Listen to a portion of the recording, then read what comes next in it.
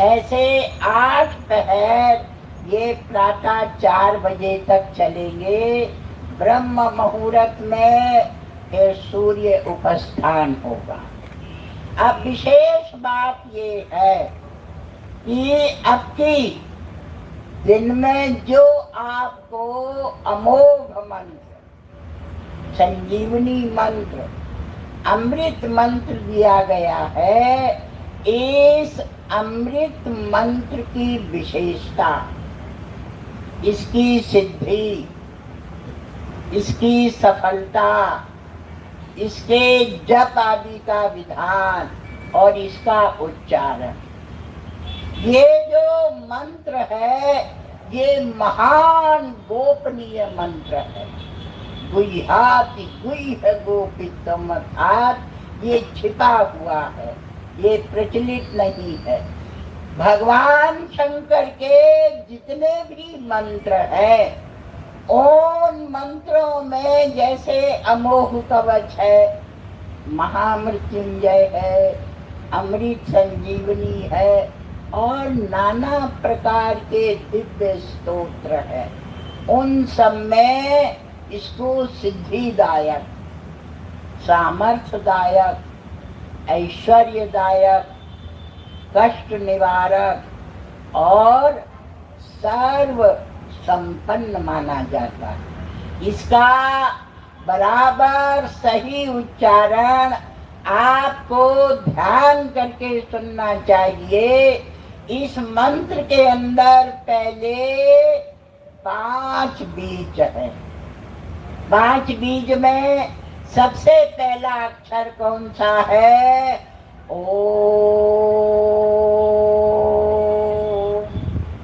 ये जो ओमकार है, मंत्र पूरा शरीर माना जाता है।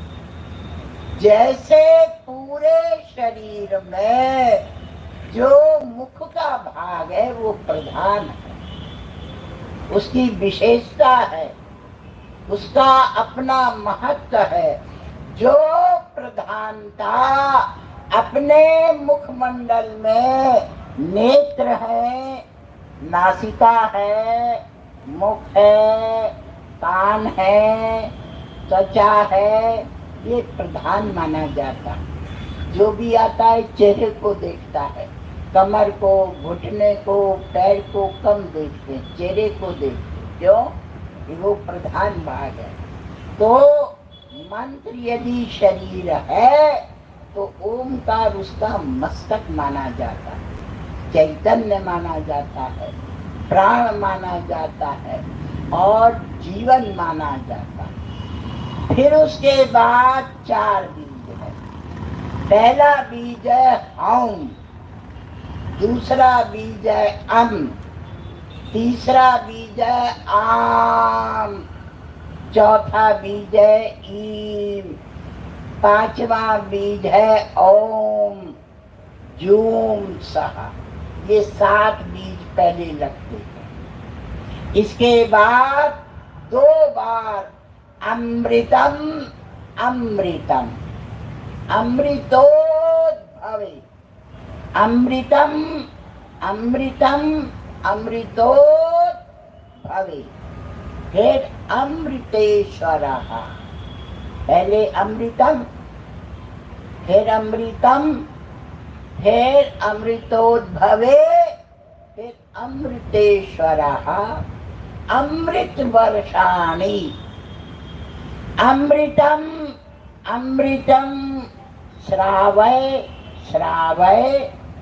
ये जो शब्द हैं ये आपको सुन के बराबर शुद्ध रूप में उच्चारण करना चाहिए। फिर वापिस बीज आते हैं, फिर पीछे से बीज लगते हैं। ओम, हौम, जूम, सहा। अमृतेश्वरः जटाधराय नमः। ये जो मंत्र है इसको 1 वर्ष तक 7 स्थानों पे सिद्ध किया जाता है। इसीलिए आपको बताया गया कि इस वर्ष जो इस मंत्र के लिए आराधन, उपासन और जप के अंदर इसको ग्रहण कर रहे हैं, इसको 1 साल के भीतर 7 स्थानों पर 7 प्रकार से सिद्ध करना है। और अगले वर्ष जब शिवरात्रि आएगी 2024 में, महाशिवरात्रि 8 मार्च शुक्रवार की है। सब ध्यान से सुनना, 8 मार्च शुक्रवार की 2024 में महाशिवरात्रि है। यही शिवलिंग वापिस आएगा और इसमें रुद्र कवच लगेगा और फिर इसका पूजन होगा। अब की जो पूजन है ये आधा पूजन है। मंत्र दिया गया है, दीक्षा दी गई है, मंत्र का संस्कार किया गया है और प्रतिमा सिद्ध की गई है, पर इसका जो विधिवत समापन है, विधिवत जो पूर्णाहुति है, वो 2024 में 8 मार्च को होगी। ये जो पूरा वर्ष है, इसको ये मंत्र आपको सिद्ध करना है। कैसे सिद्ध करना है? आप प्रातः काल उठते हैं, स्नान पानी करते हैं, तो रविवार के दिन या जो दिन आपको अनुकूल हो, वो कोई भी एक तिथि नक्की कर सकते हैं, वार नक्की कर सकते हैं और अपने अनुकूल कुछ भी नक्की करके जैसे सूर्य उदय हो, सूर्य को अर्घ दे करके ये पूरा मंत्र सूर्य की किरणों में आपको बोलना है।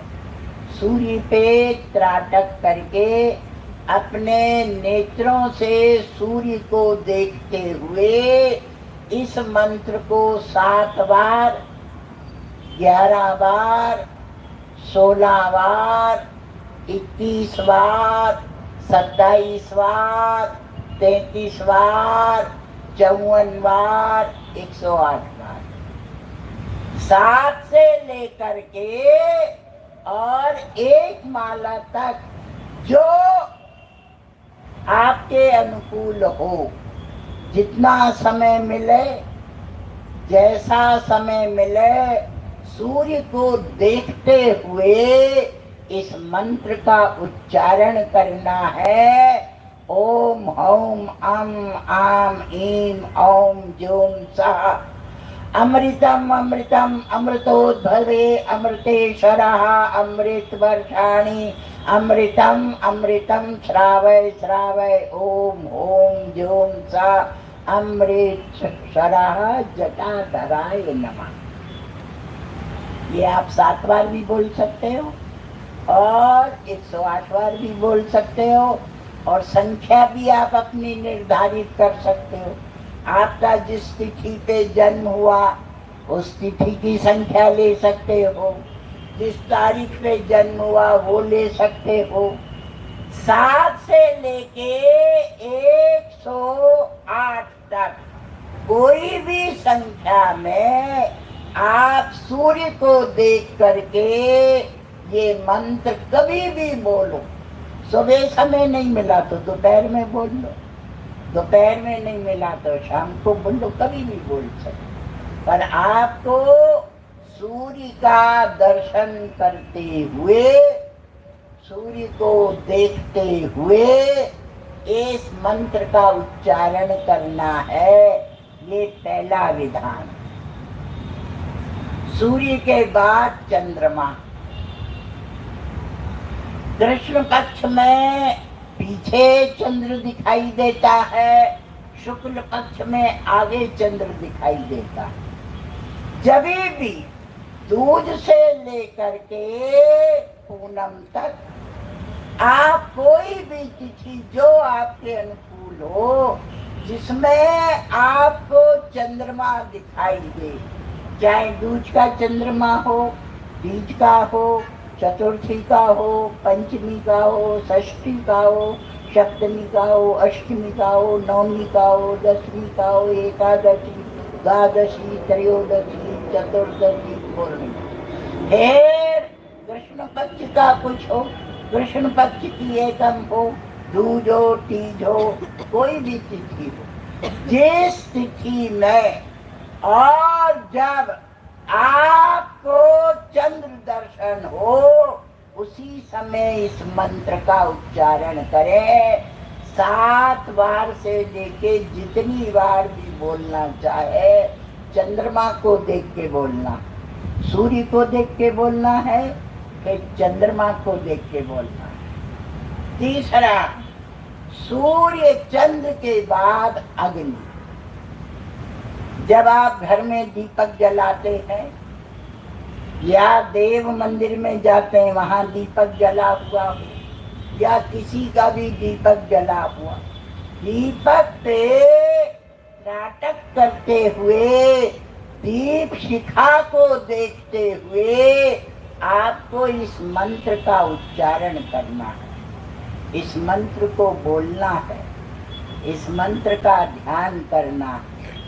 सूर्य को देख के, चंद्रमा को देख के और अग्नि को देख के। अग्नि कौन? दीपक। चाहे अपने घर का दीपक हो, चाहे कहीं जलता हुआ दीपक हो, चाहे देव मंदिर का दीपक हो, दीपक को, अग्नि की लौ को देखते हुए मंत्र का 7 बार से लेके कितनी बार तक उच्चारण करना है। 3 हो गए। चौथा, वरुण।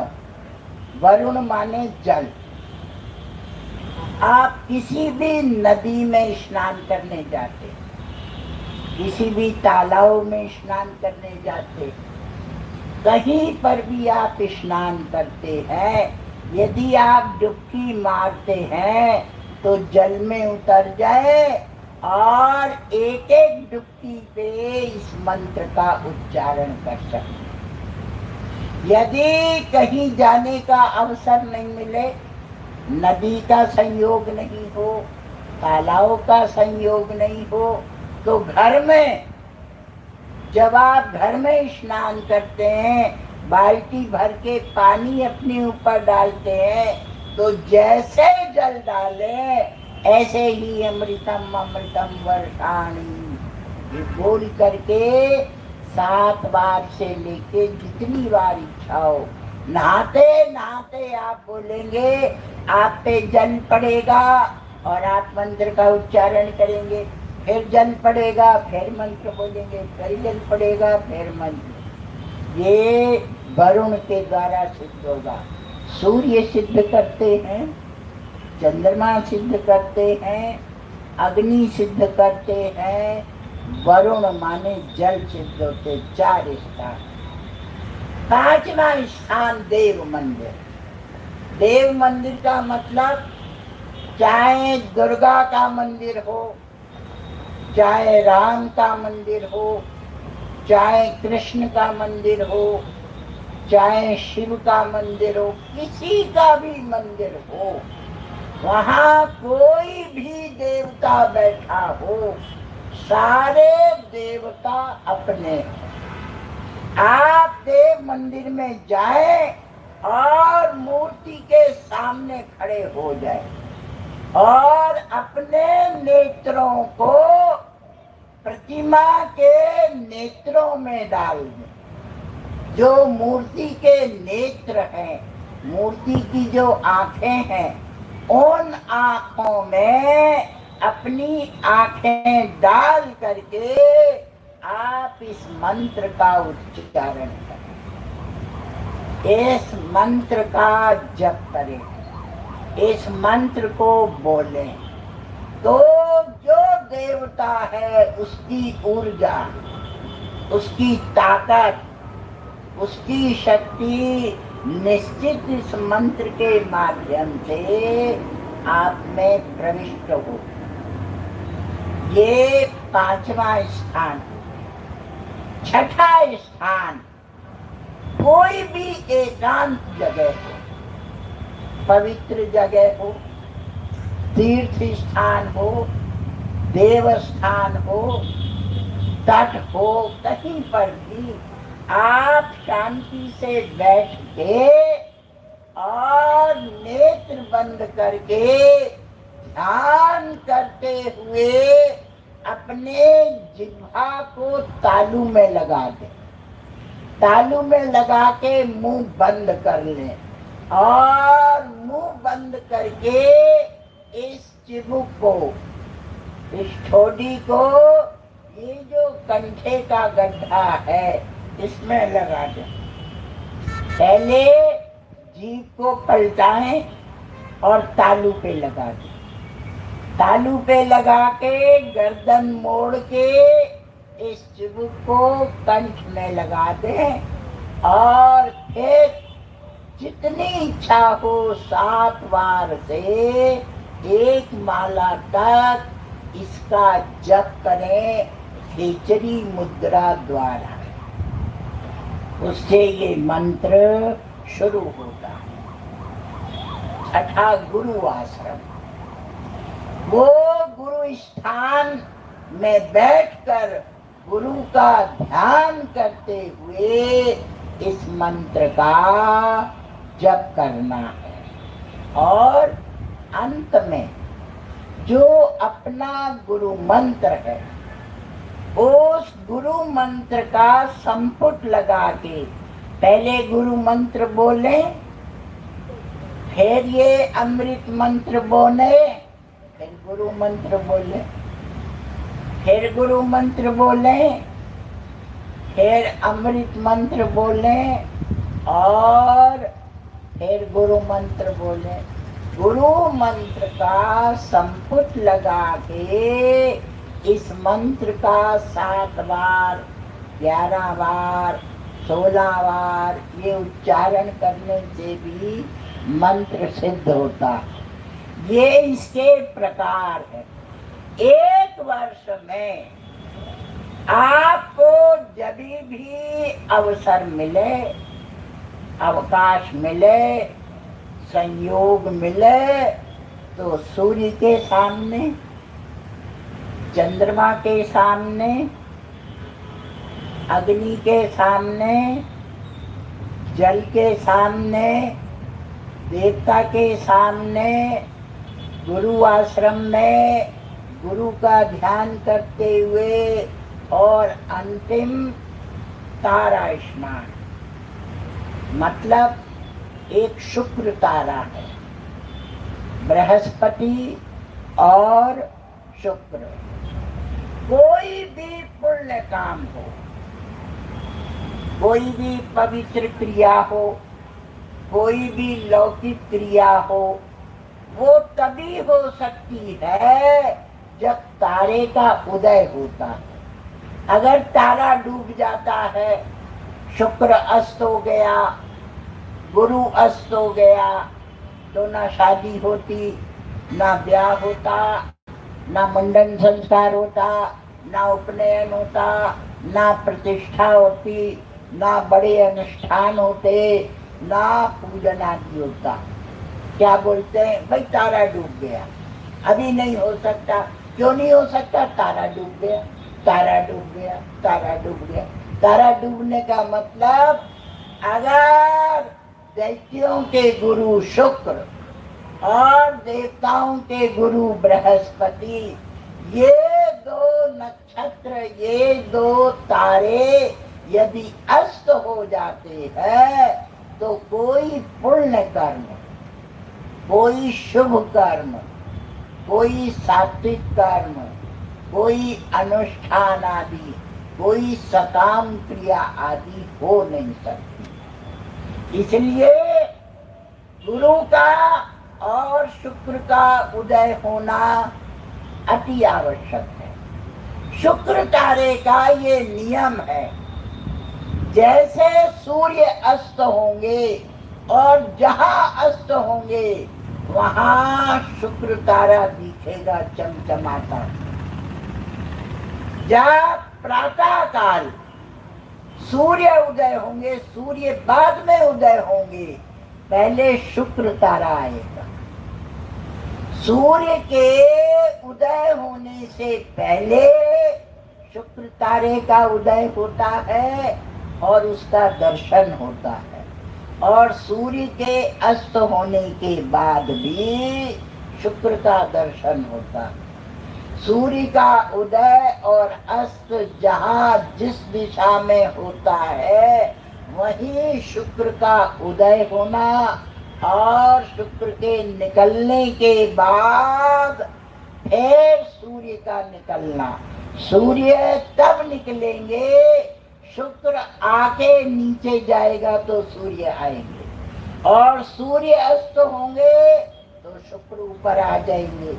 तो ये शुक्र तारा किसी भी दिन, चाहे सुबह चाहे शाम को, जब भी शुक्र का दर्शन हो, शुक्र तारा दिखाई दे, शुक्र तारे को देखते हुए इस मंत्र का उच्चारण करता है। सूर्य चंद्र तारा अग्नि वरुण गुरु देवता ध्यान, इन सब जगह ये मंत्र सफल होता है, मंत्र सिद्ध होता है।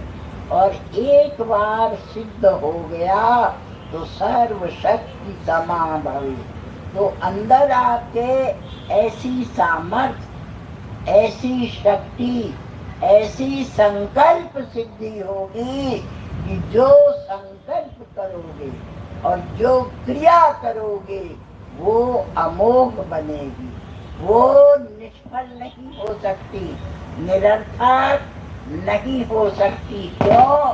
ये मंत्र का प्रभाव, मंत्र का तेज और मंत्र की सामर्थ्य ऐसी है, इसका नाम ही है अमृत मंत्र, जो केवल महाशिवरात्रि पे ही इसकी दीक्षा होती है।